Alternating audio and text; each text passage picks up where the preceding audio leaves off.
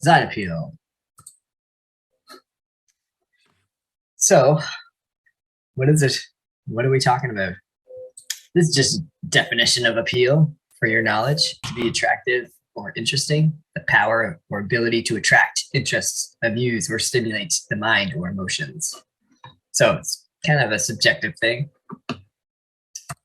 This is from The Illusion of Life, but just based on the subjective detail of like what is appeal, right? Because that can be very subjective and ambiguous.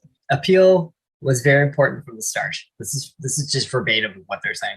The word is often misinterpreted to suggest cuddly buddies and soft kittens. To us, it meant anything that a person likes to see: a quality of charm, pleasing design, simplicity, communication, and magnetism. Your eye is drawn to the figure that has appeal, and once there, it is held while you appreciate what you are seeing. A striking heroic figure can have appeal. A villainous, even though chilling and dramatic, should have appeal. Otherwise, you will not want to watch what she is doing. This is an old quote.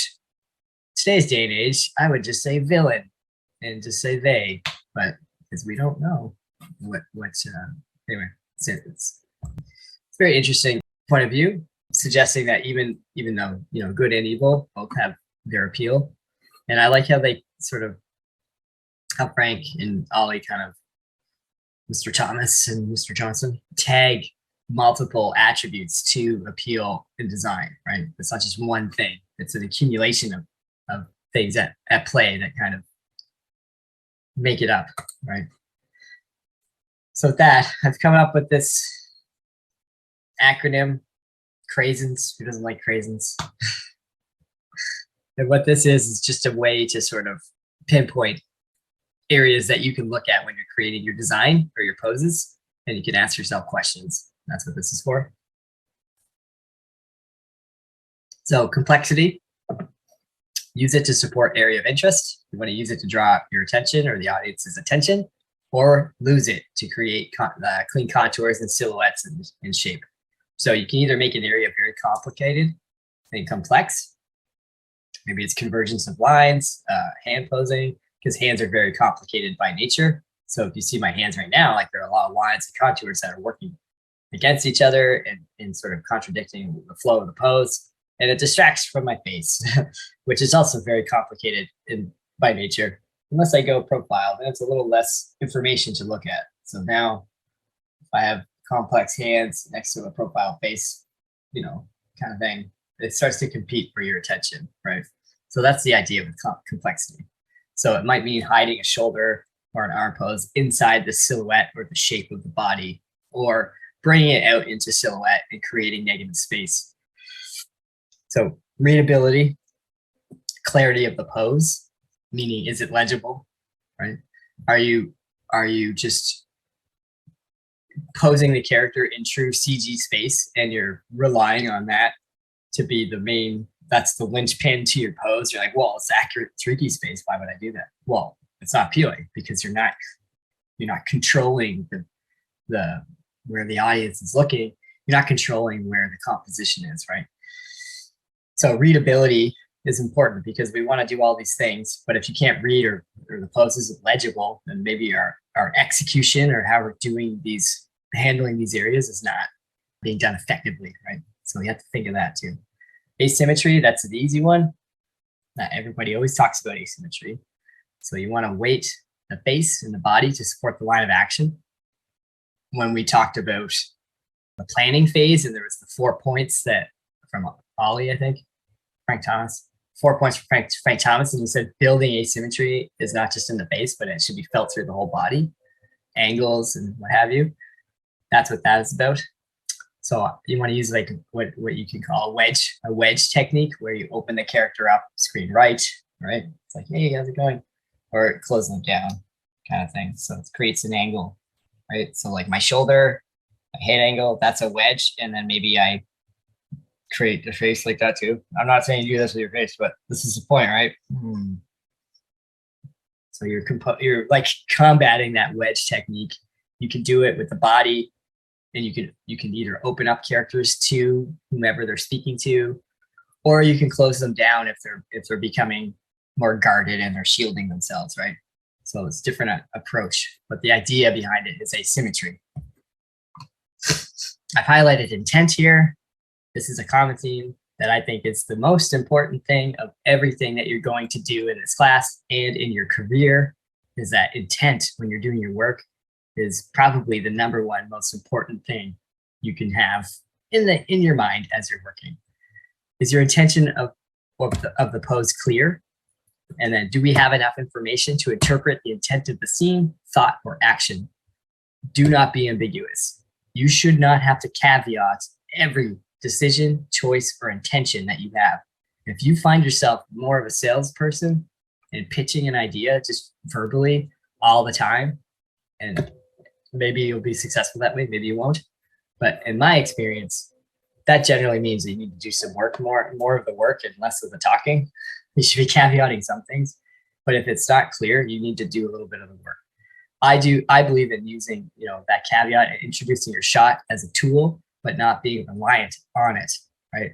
So any areas that are unclear, you need to show the work either through reference, posing, thumbnails, planning stages. Most of it should be done that way. And then a small percentage of the shot could be caveated with dialogue, like you just talking about it.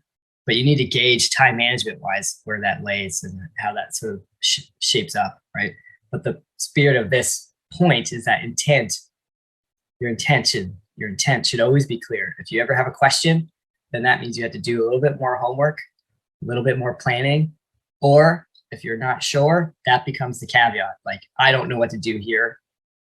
I knew what to do here. You can see it. I knew what to do here. You can see it. I didn't know how to handle this section. It's ambiguous. My intent is not clear. Do you have any suggestions? And that's kind of how I would wrangle it too, if I were pitching shots or what have you. Okay, silhouette. Clean up lines and contours to support the line of action or pose. You want to hide tiny bits of information to strengthen the pose or add to draw us in. So you either add like a tiny little like my brow here, right there. Generally speaking, you probably want to, in CG space, you would want to push this away and collapse it so it's clean. But sometimes this information might be desired effect because it actually is a little bit distracting. And as you scan the contour of my face, let's just assume I have slick back hair, so it's a little bit easier to look. But this little brow slither of my eyelash is going to grab your attention, or even like a little tiny bit of my headphone right there. So like, this is the detail that I'm talking about you would hide, right? You either use it to distract and pull the audience in, or you get rid of it to clean it up, right? And then obviously I want to put my neck and my chin in the silhouette. If I was posing this character, I want to get rid of this, that kind of stuff. So that's what that means. You want to have clean lines in silhouette, like be very clean, or you complicate it or make it complex. And that goes back to number one point, right? You add these details to draw attention or to get rid of it. And then negative space is also extremely important. We spend a lot of time carving out negative space and thinking about the silhouette of the body, but we also need to consider that the negative space is an ally when you're crafting your pose, right? It is something you use intentionally to, again, support the readability, the silhouette, the complexity of the pose. You use that, right? That's a texture to the pose. Just like in animation, your pose has a texture and a rhythm and timing to it. How quickly you stay and you linger on an area and how quickly you move through the pose when you're scanning it. Just like your animation, it's got that rhythm and tempo. It's got textures to it. It's complicated, right? It's very sophisticated how you can approach it. Some of it's inherent. It just happens. It's a byproduct of just how you work. Other times it's intentional and you have to make a conscious effort to do it, right? In my opinion.